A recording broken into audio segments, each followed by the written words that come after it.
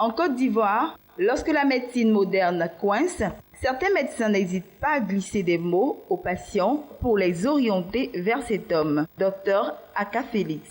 Naturothérapeute et hygiéniste, les plantes du monde pharmacologique n'ont pas de secret pour lui. Passionné de la nature avec laquelle il guérit divers maux, Dr Aka Félix est aussi très ponctueux sur l'hygiène. Allons à la découverte de cet homme.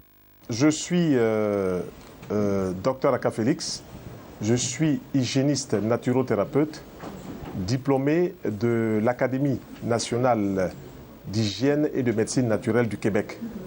Un hygiéniste, c'est une personne physique qui enseigne l'hygiène de vie, l'hygiène alimentaire. Par exemple, avoir un corps propre, c'est l'hygiène corporelle. Avoir une maison qui est propre sur le plan sanitaire, c'est l'hygiène de l'habitat. Avoir une alimentation qui est bien ordonnée dans son utilisation, c'est l'hygiène alimentaire. Donc un hygiéniste, c'est une personne qui va enseigner l'hygiène de vie, apprendre à bien se reposer, apprendre à manger correctement, apprendre à vivre, à faire un peu de marche, du jogging, et puis aussi à développer des pensées positives. Donc un hygiéniste enseigne ce qu'on pourrait appeler l'hygiène de vie, mais le carré de longévité. Le carré de longévité, c'est l'hygiène alimentaire qui va restructurer notre organisme, le sommeil réparateur et récupérateur. Celui qui dort bien retrouve une bonne santé le matin. Celui qui ne dort pas le matin est très fatigué, même un peu agressif. Ensuite, le repos physique. Le repos physique, ce n'est pas forcément le sommeil. Il y a le sommeil, mais il y a le repos physique. Et puis, il y a aussi la sérénité mentale. Être résolument optimiste et positif. Donc, ce sont ces facteurs-là que l'hygiéniste va proposer, va enseigner. Maintenant, un naturothérapeute, c'est une personne qui va utiliser les ressources de la nature. L'alimentation en tant que plante alimentaire, les plantes médicinales en tant que plantes thérapeutiques pour tel ou tel cas de maladie. Il va utiliser les massages, les techniques manuelles, il va utiliser les huiles essentielles qui sont des extraits de plantes, il va utiliser l'argile, il va utiliser la respiration. C'est tout ça là qui rentre dans ce qu'on pourrait appeler la naturothérapie. Dr Aka Félix guérit par les aliments. Pour lui, la mauvaise hygiène alimentaire est le premier facteur de maladie. Le naturothérapeute, qui est d'abord un thérapeute aussi, c'est-à-dire qui prend soin de l'autre, va utiliser les méthodes naturelles de santé pour prendre soin de l'autre. Donc il va utiliser, comme je dis, l'alimentation saine, l'eau pure, l'air pur, le sommeil, le repos, la marche, la pensée positive. C'est tout ça qu'il enseigne. Et lorsque l'on se met dans ce qu'on pourrait appeler ces critères-là, on peut rester le plus longtemps en bonne santé. À tous les patients qui viennent le consulter, Dr Aka Félix n'hésite pas à les mettre sur régime alimentaire. Un régime pour une meilleure santé. Nous pensons dans la démarche que nous développons, dans l'approche thérapeutique, que, comme disait un de mes professeurs, quel que soit le père de la maladie, un mauvais régime en fuit la mère. C'est-à-dire que si nous prenons aujourd'hui les maladies que nous rencontrons habituellement, on les appelle les maladies de notre civilisation. C'est-à-dire notre façon de vivre, notre façon d'être, notre façon de manger, notre façon de nous reposer, notre façon de vivre va amener ces maladies-là. Je prends par exemple le cas du diabète sucré, je prends le cas de l'hypertension, je prends le cas des caries dentaires, des rhumatismes, des constipations à répétition. Tout ça, c'est directement lié à notre hygiène alimentaire. Donc, notre civilisation que nous avons choisie nous amène à faire des faux pas, donc à tomber malade. Alors, le naturothérapeute que nous sommes, nous disons, voilà ce qu'on peut faire pour ne pas tomber malade, dans les limites vraiment de notre art. Mais si on ne respecte pas ces règles-là, alors les maladies s'installent. Hein? Et aujourd'hui, toute la science, que ce soit en Europe ou en Afrique, tous les scientifiques crient, tirent la sonnette d'alarme pour dire « Ah, il faut qu'on change l'hygiène alimentaire ». Quand vous regardez les chaînes de télévision européennes, on vous dit pour votre santé, mangez 5 fruits et 5 légumes par jour. Donc, ce n'est pas moi qui ai inventé cela. Voilà, c'est pendant longtemps, les gens observaient que les populations n'étaient pas portées sur l'hygiène alimentaire, sur même une culture alimentaire. Quand vous naissez dans une famille où on mange du riz, du foutou toute la journée, ben, vous n'avez pas le choix, vous allez manger comme ça aussi.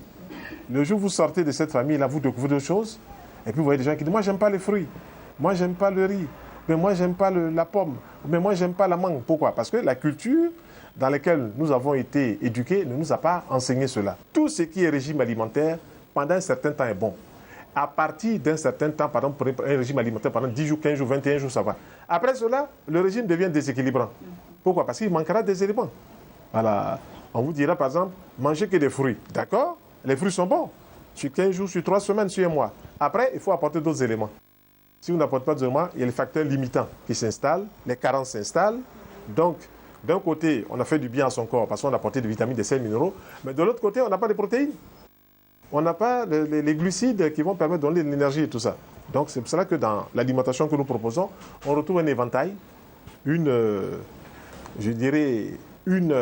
alimentation plurielle, mais avec des agencements corrects. On ne va pas manger, par exemple, la viande et le poisson au même repas. Non, ça n'existe pas en naturothérapie. On ne va pas manger, par exemple, la tchéké et le foutou au même repas. Ça n'existe pas en naturothérapie. On mange ou la tchéké ou le foutou, ou le poisson ou la viande. Mais toujours, il faut introduire des légumes dans son alimentation pour que le transit intestinal se fasse correctement. C'est vraiment l'évidence la plus élémentaire.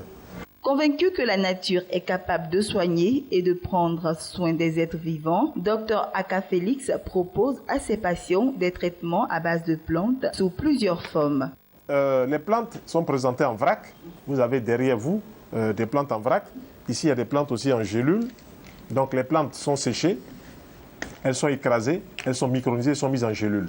Donc là, c'est des plantes qui ont été mises en gélules. Les gélules sont biodégradables. Donc dès qu'on les utilise, dans les 5 minutes, elles se dégradent dans le tube digestif et l'effet thérapeutique de la plante sera utilisé par l'organisme.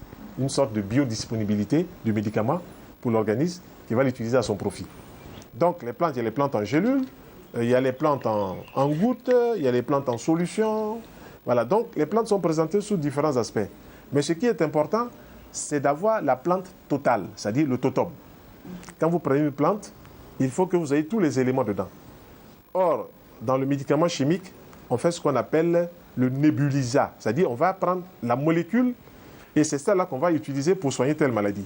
Donc, la molécule, à notre avis, est déséquilibrée parce qu'on aurait dû prendre toute la plante totale, le totum, pour en faire un médicament ou pour en faire une utilisation rationnelle. Je vous prends par exemple le cas d'un médicament qui est connu. Je ne vais pas faire la publicité, l'aspirine par exemple. Lorsque l'aspirine est arrivée sur le marché, c'est un médecin qui s'appelle Félix Hoffmann, ou pharmacien, qui a pris la molécule dans une plante qu'on appelle la saule. Et lorsqu'il a sorti cette molécule dans la plante qu'on appelle la saule, il a cette molécule qu'on a appelée l'acide acétylsalicylique. Voilà la base de l'aspirine. Voilà la base de l'aspro. Voilà la base de tous ces médicaments qu'on a dans nos pharmacies, qui sont des plantes antidouleurs, ou du moins des médicaments antidouleurs. Et lorsqu'on va prendre la saule dans son totum, dans sa globalité, la saule intervient pour faire baisser la fièvre, donc c'est un fébrifuge. La saule intervient pour les rhumatismes, donc c'est un anti-rhumatismal. Donc il n'y a pas seulement une seule molécule, mais il y a plusieurs molécules.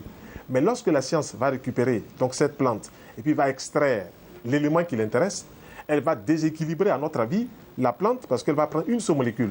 Or, la molécule, dans son contexte, doit rester dans la plante totale. Donc, elle aurait dû écraser la plante totale, la saule, et puis en faire un médicament sous forme de comprimé ou sous forme de gélule. Mais dès qu'elle va prendre une molécule, elle va déséquilibrer la plante. Donc, on n'aura plus les éléments qu'il faut. Vous prenez par exemple des plantes qu'on trouve partout chez l'eucalyptus. Dès que vous prenez l'eucalyptus intervient à plusieurs niveaux. Il y a l'eucalyptus globulus, comme on l'appelle, qui va intervenir pour le diabète, mais qui va intervenir aussi pour les voies respiratoires. Dans tous les villages que j'ai visités, où il y avait l'eucalyptus, les personnes des villages connaissaient cela. Et ça, c'est bon pour la toux. Donc, vous voyez que de manière traditionnelle, les gens connaissent des plantes. Maintenant, si vous laissez l'eucalyptus en tant que tel, que vous retirez seulement le principe actif, l'eucalyptol, pour en faire un médicament pour les choses, pour la toux, c'est bien, mais c'est déséquilibré. Parce que dans l'eucalyptus, en tant que plante totale, il y a des éléments aussi qui interviennent pour faire baisser le taux de sucre. Donc l'eucalyptus intervient sur les voies respiratoires, mais va intervenir aussi sur le sucre. C'est une hypoglycémie. Donc c'est bon pour le diabète. Vous voyez. Mais si vous retirez juste la molécule pour les voies respiratoires, vous laissez la molécule pour le diabète. Voilà. Donc vous voyez, c'est ça, c'est ce que nous voulons expliquer. Nous voulons montrer que lorsqu'on fait la naturothérapie, elle est globale. Voilà, on prend l'homme dans son aspect physique, dans son aspect biologique, dans son aspect énergétique, dans son aspect mental, émotionnel et pourquoi pas spirituel, mais non religieux. Bien se sentir, c'est être détendu, être en pleine forme dans la tête et dans tout le corps. Et cela, le docteur Aka Félix le sait bien parce qu'il utilise des méthodes relaxantes telles que le massage, qui est pour lui un élément très important dans le traitement de certains maux. On fait des massages, ce sont des techniques complémentaires à l'hygiène alimentaire, à les plantes et tout ça. Exemple, quelqu'un vient, il a une douleur au niveau du bras.